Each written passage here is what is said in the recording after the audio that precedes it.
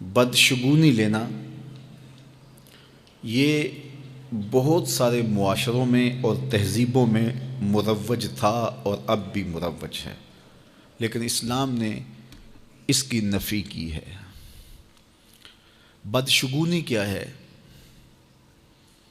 کسی دن کو، کسی جگہ کو، کسی شخص کو منحوس خیال کرنا۔ بعض لوگ جانوروں کے بولنے سے بدشگونی لیتے ہیں کہ الو بول پڑا ہے تو یہ کام ہم نے نہیں کرنا، بلی نے راستہ کاٹ دیا ہے تو یہ کام ہم نے نہیں کرنا۔ اسی طرح بعض اشخاص کو منحوس خیال کیا جاتا ہے کہ بعض لوگ منحوس ہیں۔ عموماً بعض خاندانوں کے اندر کسی عورت کو منحوس خیال کر لیا جاتا ہے اور پورے خاندان کے لوگ اس کے بارے میں یہ رائے قائم کر لیتے ہیں کہ یہ منحوسہ ہے، اور یہ اگر صبح صبح اس سے ملاقات ہو گئی تو پھر سارا دن خراب گزرے گا۔ تو یہ ایک تصور ہے بدشگونی کا جو ہماری معاشرت کے اندر پایا جاتا ہے۔ جاہلیت کے زمانے میں یہ ساری چیزیں موجود تھیں۔ آقا کریم علیہ السلام تشریف لائے تو آقا کریم علیہ السلام نے ان ساری چیزوں کی نفی کی اور اللہ پر توکل کرنا، اللہ پر بھروسہ کرنا سکھایا۔ علماء کی صحبت میں بیٹھنے والے لوگ کافی حد تک ان چیزوں سے بچے رہتے ہیں۔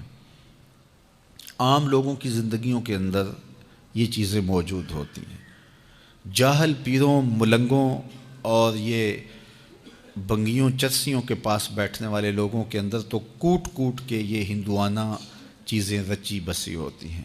اس لیے ہمیں شریعت بیضاء کے مطابق ہی اپنی زندگی گزارنی چاہیے اور اپنے نظریات شریعت سے لینے چاہیے۔ اہل علم کی صحبت میں بیٹھنے سے نور ملتا ہے اور حقیقی رستہ نصیب ہوتا ہے۔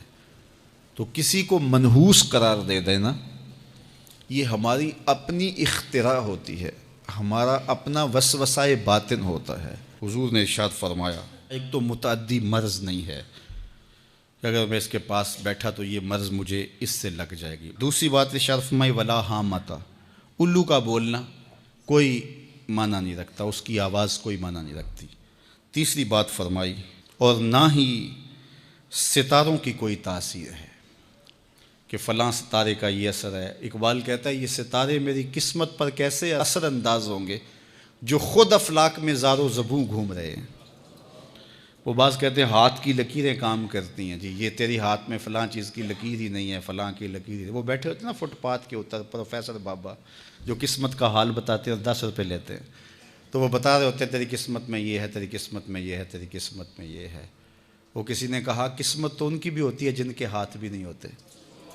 تو یہ لکیروں میں قسمت کو تلاش نہیں کیا جا سکتا۔ جب بچہ شکم مادر میں 120 دن کا ہوتا ہے، صحیح حدیث میں آتا ہے، فرشتہ اس کی عمر بھی لکھ جاتا ہے، اس کا رزق بھی لکھ جاتا ہے، اس کا شقی و سعید بھی ہونا لکھ جاتا ہے۔ لکھ دیا گیا، قلم اٹھا لیے گئے اور صحیفے خشک ہو گئے، اب کوئی نہیں لکھا جائے گا۔ تو جو شکم مادر میں لکھا گیا۔ اور چوتھی بات اللہ کے محبوب نے فرمایا کہ سفر کچھ نہیں ہے۔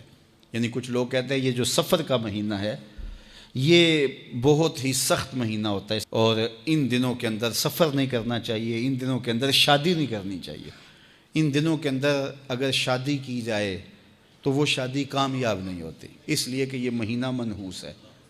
میں آپ کو بتاتا ہوں کہ اس سفر کے مہینے میں سیدنا علی کی شادی حضرت سیدہ فاطمہ سے ہوئی ہے۔ بتاؤ اس سے کامیاب کوئی شادی ہو سکتی ہے؟ کوئی کہتے ہیں جی اس مہینے میں اگر شادی ہو تو اولاد نہیں ہوتی۔ حضرت علی اور سیدہ فاطمہ کی شادی ہوئی ہے، حسن اور حسین پیدا ہوئے ہیں، ایسے کوئی بیٹے تو لاؤ زمانے میں۔ حضرت زینب رضی اللہ تعالی عنہا اور حضور کی شادی ماہ صفر المظفر میں ہوئی ہے۔ اس لیے ہمارے علماء اس کو خالی سفر کا مہینہ بولنے کے بجائے صفر الخیر یا صفر المظفر کے نام سے پکارتے ہیں، یعنی کامیابی کا مہینہ، خیر کا مہینہ۔ تو یہ محض لوگوں کی اختراعات ہیں۔ تو جس طرح باقی مہینوں میں شادی کرنے میں کوئی حرج نہیں،